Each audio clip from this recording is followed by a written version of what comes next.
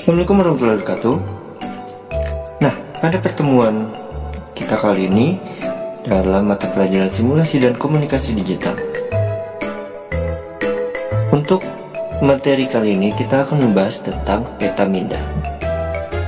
Nah, sebelumnya saya akan menginformasikan terlebih dahulu untuk kompetensi dasar pada materi peta minda ini.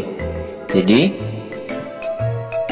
materi peta minda ini yaitu merupakan materi yang masuk dalam kompetensi dasar 3.2, yaitu menerapkan metode peta minda, di mana indikator yang pertama adalah menjelaskan metode peta minda, yang kedua menguraikan menu-menu perangkat lunak peta minda, yang ketiga menentukan alternatif solusi pemecahan suatu masalah. Nah, peta minda merupakan salah satu cara untuk memvisualisasikan atau menggambarkan sebuah proses berpikir, di mana peta minda dibuat oleh Tony Buzan pada tahun 1974 berdasarkan cara kerja otak dalam menyampaikan sebuah informasi. Hasil penelitian menunjukkan otak kita menyimpan informasi dalam sel-sel saraf dalam bentuk cabang-cabang, sehingga jika dilihat sekilas akan tampak seperti bentuk pohon dengan cabang dan rantingnya. Peta minda membantu kita untuk memahami suatu hal yang kompleks. Cukup dengan satu gambar. Sifatnya yang divergen dan membentuk cabang dan ranting dalam bentuk hierarki membantu kita secara alami dan pelan-pelan membuat peta pemikiran tentang suatu hal. Nah, berikut adalah contoh dari salah satu peta minda yang dibuat, yaitu tentang peta minda tentang liburan. Nah, untuk penjelasannya di slide yang selanjutnya. Nah, menurut Tony Buzan, pemanfaatan peta minda dibagi atas beberapa poin. Yang pertama, peta minda bermanfaat untuk merangsang bekerjanya otak kiri dan otak kanan secara sinergis. Lalu, peta minda juga berfungsi sebagai atau bermanfaat untuk meringkas isi sebuah buku. Lalu, peta minda dapat membantu untuk membuat sebuah rencana atau sebuah kerangka cerita. Selanjutnya, peta minda bermanfaat untuk membantu seseorang mengalirkan gagasan tanpa hambatan, lalu mengembangkan sebuah ide. Dan yang terakhir, peta minda bermanfaat untuk suatu kegiatan yang menyenangkan dan mudah diingat. Nah, manfaat peta minda menurut Michael Go, di mana yang pertama adalah memberi pandangan menyeluruh pada permasalahan pokok.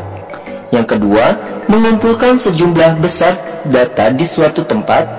Yang ketiga, merencanakan rute atau kerangka pemikiran suatu karangan. Yang keempat adalah mendorong pemecahan masalah dengan cara yang kreatif. Nah, sekarang langkah-langkah membuat peta minda. Nah, di mana di sini kita akan membahas tentang pembuatan peta minda, di mana membuat peta minda untuk memvisualisasikan atau menggambarkan sebuah ide atau gagasan bukanlah sesuatu yang sulit. Berikut langkah sederhana memvisualisasikan gagasan tentang liburan keluarga. Nah, yang pertama, peta minda harus mempunyai subjek atau judul. Jadi, langkah pertama adalah tentukanlah subjek atau judul yang akan dibahas.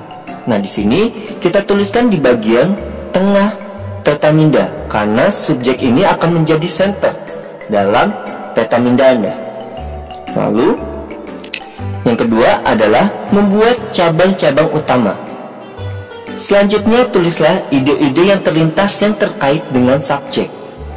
Sebagai contoh, misalkan di dalam sebuah pemikiran tentang liburan, apa yang terlintas dalam pikiran kalian?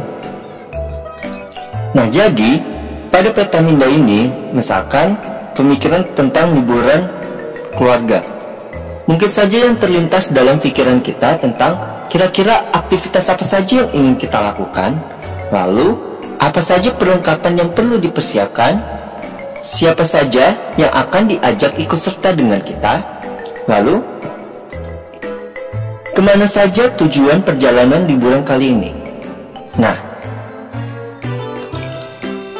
dari keempat ide yang tadi kita sebutkan, maka kita dapat membuat cabang-cabang dari ide yang terlintas. Maka dari keempat ide yang tadi kita sebutkan, maka kita akan bisa menarik kesimpulan dari ide tersebut, sehingga menghasilkan 4 cabang utama yang terdiri dari aktivitas, perlengkapan, siapa, dan tujuan.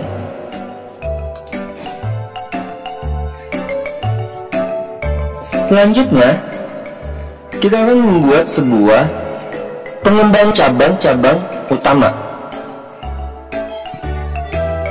Nah, di mana setelah cabang-cabang utama dibuat, langkah selanjutnya adalah melebarkan cabang utama.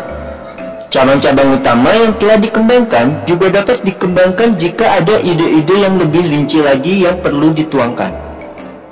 Oke, nah dari cabang-cabang yang tadi kita atau ide yang sudah terlintas, maka kita akan menghasilkan sebuah peta minda yang tersaji dalam slide ini. Nah, jadi pada gambar yang tersaji di slide ini, di sini liburan merupakan sebuah subjek atau judul dari peta minda kita. Lalu di sini ada cabang dari aktivitas, tujuan, perlengkapan, dan siapa. Nah, cabang tersebut merupakan cabang utama. Selanjutnya, di dalam cabang-cabang utama terdapat sebuah cabang lagi. Nah, yang mana di dalam cabang utama tersebut dinamakan pengembangan dari cabang utama. Nah, contoh di sini aktivitas, dia mempunyai cabang lagi, yaitu berenang, berkuda, mendaki gunung, berbelanja, dan bermain bola. Sedangkan untuk cabang utama dari tujuan, yaitu adalah pantai, gunung, taman marga satwa, dan mall. Sedangkan pada cabang perlengkapan terdapat baju ganti, hand sanitizer, kamera, masker, makanan, dan topi. Dan cabang yang keempat atau cabang yang terakhir adalah tentang siapa. Nah, siapa di sini maksudnya siapa yang akan diajak untuk liburan bersama. Di sini ada paman, orang tua, teman, sepupu. Nah, jadi kalau misalkan ada cabang utama lain yang mau ditambahkan, itu bisa saja. Tetapi yang perlu diingat adalah di sini harus sama dengan si subjeknya atau harus saling berhubungan dengan subjek.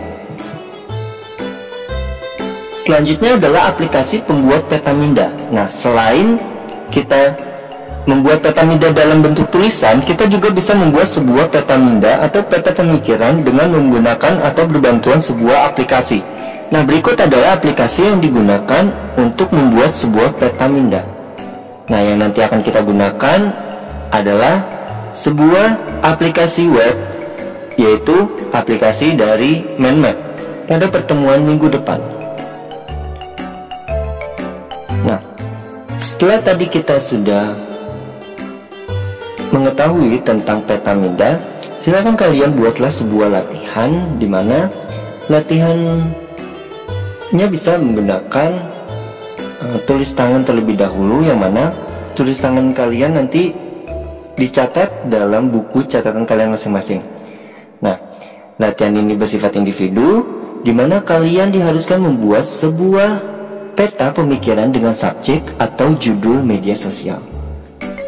Oke, nah yang nantinya latihan ini akan dijadikan untuk referensi kita untuk membuat peta minda dengan menggunakan aplikasi Mindmap yang akan kita pelajari bersama pada pertemuan selanjutnya.